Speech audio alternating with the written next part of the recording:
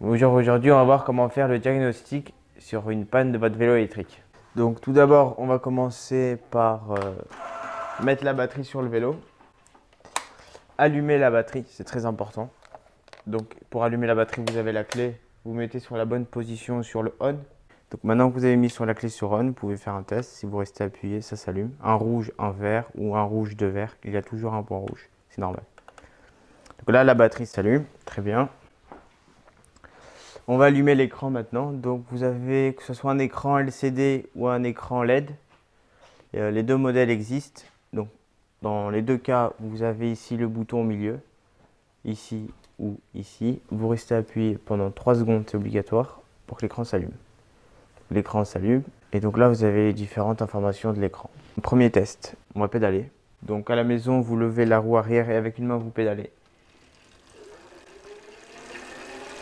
Si l'assistance électrique ne fonctionne pas, il y a plusieurs points à vérifier.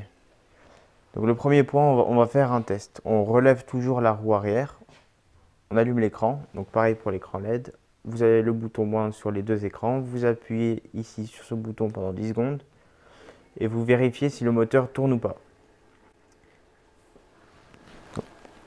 Si le moteur tourne, ça veut dire que la panne de votre assistance électrique quand vous pédalez qui ne fonctionne pas, le problème vient soit du capteur de pédalage qui est ici, soit du contrôleur, le boîtier électronique qui est sur les modèles avec un écran LCD se trouve en dessous de la batterie, donc juste là dans le cache où il y a les 4 vis.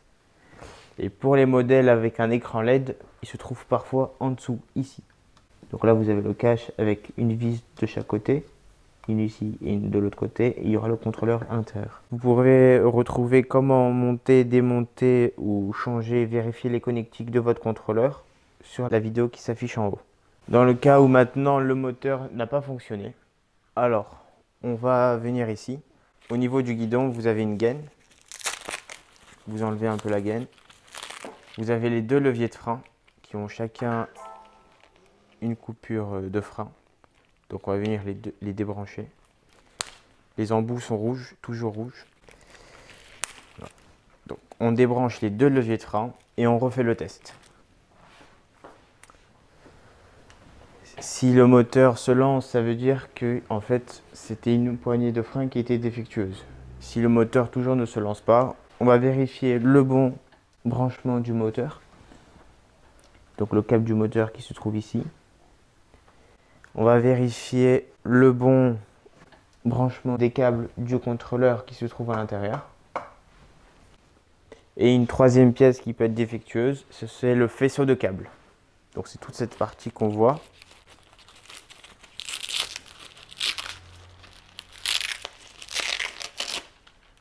Donc cette partie-là, qui est branchée directement au contrôleur, qu'il faudra changer. Donc quand le moteur ne se lance pas, il y a 3 possibilités de pièces défectueuses. Donc le contrôleur, le moteur ou le câble. Ou le levier de frein, mais le levier de frein, on fera le test pour savoir si c'est lui ou pas, comme on a vu tout à l'heure. Maintenant, une autre panne, si vous avez la lumière arrière ou la lumière avant qui ne fonctionne pas, alors plusieurs possibilités. Donc soit la lumière ne marche plus, soit le câble n'est pas correctement branché. Ça c'est pour la lumière avant. Et pour la lumière arrière, pareil, vous avez ici le câble qui est branché directement lui au contrôleur. Il faut vérifier s'il est bien branché ou pas. Donc s'il est bien branché, c'est que c'est la lampe qu'il faudra changer. Sinon, il y a juste à le rebrancher. Pareil pour la lampe avant, si c'est bien branché et qu'elle ne marche pas, alors il y a deux possibilités. Ça peut venir soit de la commande d'emplacement qui ne marche pas, soit de la lampe elle-même. Pour faire un essai, on a ici le klaxon.